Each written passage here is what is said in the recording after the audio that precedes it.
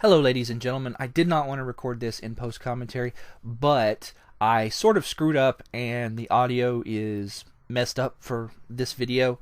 So I'm recording it in post-commentary. I originally was just going to do the actual trials fights in post-commentary, but, you know, an extra couple of minutes of post-commentary is not going to kill me. So you have to go through the Heavenly Dais every single time you want to take a trial. You complete a trial, they boot you back out. Don't worry about your HP or MP as you're going through the dais, because before you take a trial, they give you a full restore, which is really nice of them, because those battles are super hard. Now, as for equipment, there's some stuff you definitely want to carry. You want to carry as many Yggdrasil leaves, Yggdrasil dews, and elfin elixirs as you have into the battles with you. You want to make sure that Angelo and your hero have at least one elfin elixir. You want to have the best armor you can get. Your main hero wants the Dragon Slayer. Absolutely, it is the best weapon for the trials. As for everyone else, they want dodge equipment. The Dark Robe for Yangus, the Divine Bustier for Jessica, the Phantom Mask and Dancer's Mail for Angelo. I don't have Dancer's Mails at the moment. You want to give Jessica the Timbrel of Tension, because she's the fastest person, and you want to give Yangus, I like giving Yangus the Sage's Stone, but you can give it to Jessica if you want, but by splitting them up, that allows one of them to do one thing while the other one's doing another thing. If you have a second Sage's Stone, give it to Jessica, because Angelo and the hero do not need it. They have Omni Heal and Multi Heal. Is there anything else? That's pretty much it. Just carry all your best items. Don't worry about using it, because you can always get more Yggdrasil dew. You can always get more elven elixirs. The only thing you can't get a whole bunch of is Yggdrasil leaves. So, yeah, but you definitely want to have the Yggdrasil leaves. And don't be afraid to use them. If you run out of Yggdrasil leaves, you can always go make a Staff of Resurrection. And I might end up having to do that to kind of compensate for the lack of leaves. But right now, well, let's fight the first trial. Post-commentary start. Now, the Lord of the Dragovians is a fight that you will have to do over and over and over and over again at the beginning of every single trial. He has 3,000 hit points, and he always opens up by conjuring the Dragovian seal. You can avoid the Dragovian seal by summoning your monster team. It only works on the hero, and what it does is it stuns him for 4 to 5 rounds. It's very annoying. So, just best not to take it. As for your monsters, what I would do is watch their hit points. Like, I let my monsters duke it out with them, but just do whatever dictates, you know, your preferences for your monsters. Just try not to let any of them die. Might make things more difficult later on. When your party gets back and things get underway, one of the things you want to do is you want to count this guy's hit points. Like I said, he has 3,000 hit points. You want to have a firm grasp in your head of how much damage you've done, because it is not enough to defeat the Lord of the Dragovians. You need to go into the next battle in a good position. As good a position as you can manage. So, if you are in a bad position at any point in this battle, stop attacking, spin around healing. It's just that simple. Okay? This guy, nothing he does is really awful. Like, he can summon, I forget if it's summon wrath from the heavens or terrible lightning, or I forget what they call it, but it does like 200 points of damage. That's the most damaging single move he can do. It does 200 points of damage to your entire party. But most of the time, he psychs up and attacks, or psychs up and throws thin air. So you're looking at either 200 points of damage to one person, or 100 to 150 points of damage to your entire party. So he's not that unmanageable. But he will surprise you if you get... Oh, by the way, I accidentally used Tingle there. I didn't mean to do that. I meant to heal. Which cost me Yangus here. If I had got that heal off, then Yangus wouldn't have died. But that's what I'm talking about. If you make a mistake or you get complacent, this guy will surprise you and murder you. So, like I said, if you're in a bad position like this, stop attacking. So, like, if I were to finish the battle right now, there is absolutely no way I would be able to survive the first round of combat in the actual trial. Even if it cost you your tension, which it cost me my tension here, that mistake did. Like, so I had 50 and 100 tension here. I could have finished the battle, the upcoming round. But I could have finished the battle if I had attacked instead of having to stop and heal. But I didn't get to do that because I made a mistake. And, well, that happened. So your physical attacks are the best way to go. He's really strong against Frizz. If you built your Jessica to be a spell slinger type, the best spells she can use would probably be Kaboom. But she'd still probably be best off using the Timbrel of Tension. But if for some reason she doesn't have any whip skills, then Kaboom is your best bet. Don't use Frizz because he's really resistant. Well, he's not really resistant to it. He's mildly resistant. The next dragon is really resistant to it. I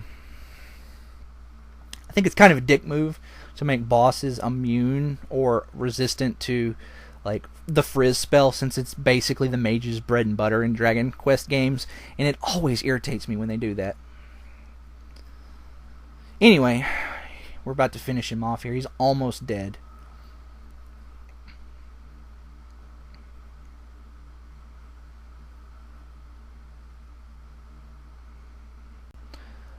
Oh boy, here we go. The Vermilion Dragon has 5,100 hit points.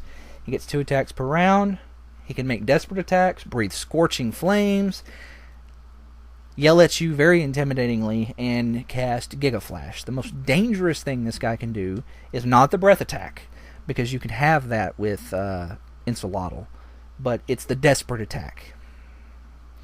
That desperate attack is basically a one-hit KO if it lands on somebody.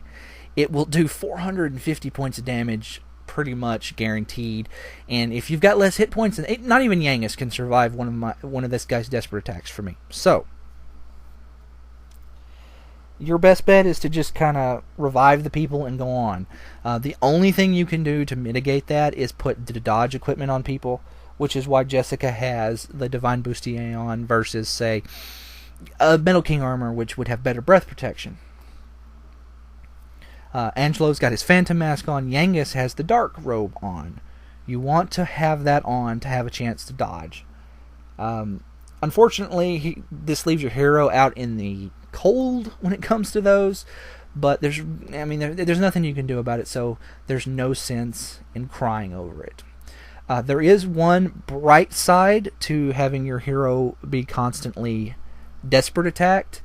It's that every time he dies and is revived, it removes the dazzle from him, which is very annoying. Makes this battle last way, way longer than it should. But there's nothing you can, once again, really do about it. There's no way to cure it. There's no way to prevent it.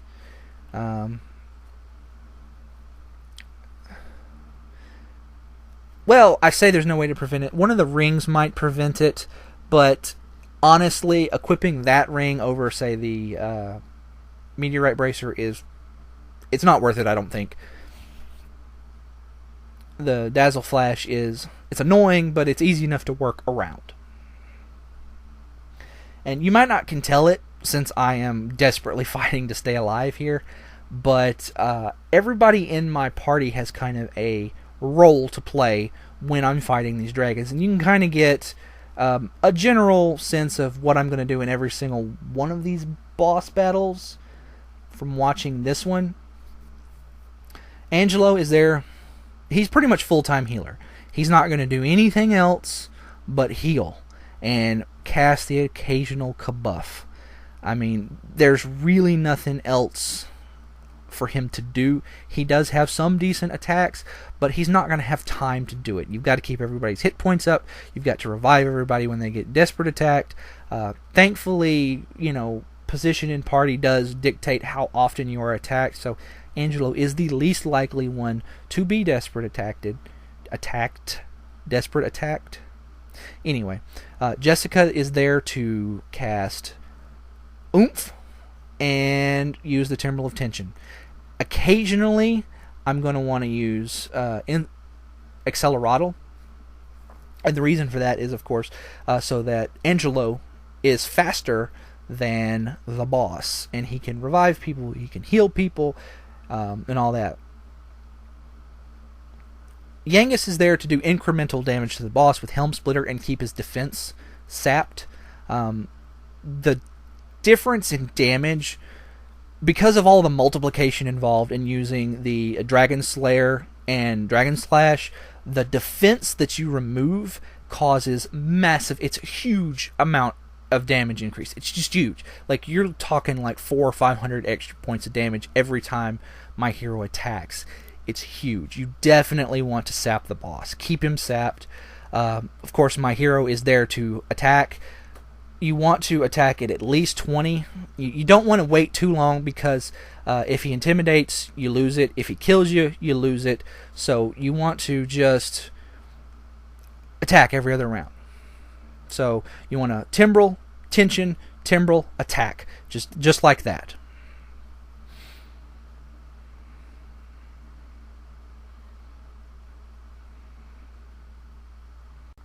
So that's the general gist of my strategy for this guy. Buff up and slap him with Dragon Slash while wearing the Dragon Slayer. Now, at this point in the battle, I stopped trying to psych up with my hero, because he was being particularly annoying with the Giga Flash. Giga Slash is a different move, but he was being particularly annoying with Giga Flash. So I was trying to squeeze in as much damage as I could. I got particularly lucky and got most of his defense gone a lot of the time. So, like I said, because of the multiplicate nature of the Dragon Slayer and the Dragon Slash, removing the defense adds a huge amount of damage. So, just to give you a comparison, if I didn't remove his defense, this Dragon Slash... So what I start doing is I just have Jessica using the Timbrel, getting that 5 tension points for free, and then just Dragon Slashing every turn. And the reason I start doing this is, of course, because of Giga Flash. But if I didn't have his defense drained, instead of 850 to 950, I think is what I ended up doing here, I'd be doing around 550 or so, 600 maybe. So that's 350 points of extra damage for just, sapping him. So it's really super worth it. I mean, it's not as powerful as some of the previous Dragon Quest games, but in this particular instance, it is. So you want to keep his defense drained as much as possible, and yeah. There's really not much left to it, strategy in this fight. I'm gonna have some trouble. You might get to see how much damage I do with a Dragon Slash with no defense drained here. So the basic tenets of this fight are: stay alive first, drain his defense, buff up your hero, not your healer. Buff up your hero with oomph, and start using the Timbrel of Tension, and then just wail on him with Dragon Slash.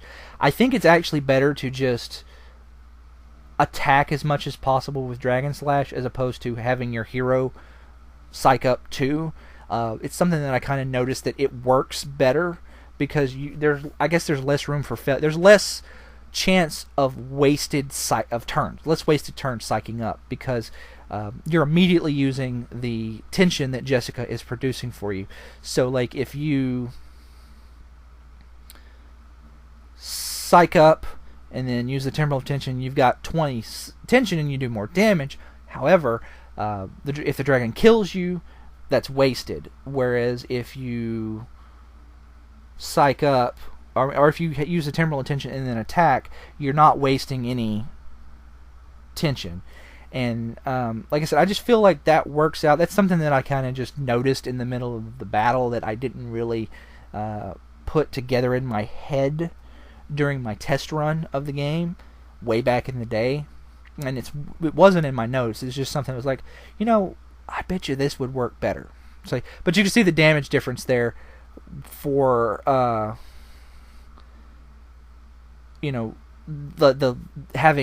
not having all of his defense drained. It was doing 950. That was 200 points of damage. But anyway, when you defeat the boss, you get a wish, and the first wish I take is the strengthened alchemy pot. It's super great. It allows you to make items without having to run around. It's such a good feature that they actually add that as a base function of the alchemy pot in pretty much every re-release of this game. So on the Android and iOS version of this game and the upcoming 3DS version, this is baked into the game. You don't have to do it in the bonus. So anyway, I'll see you next time.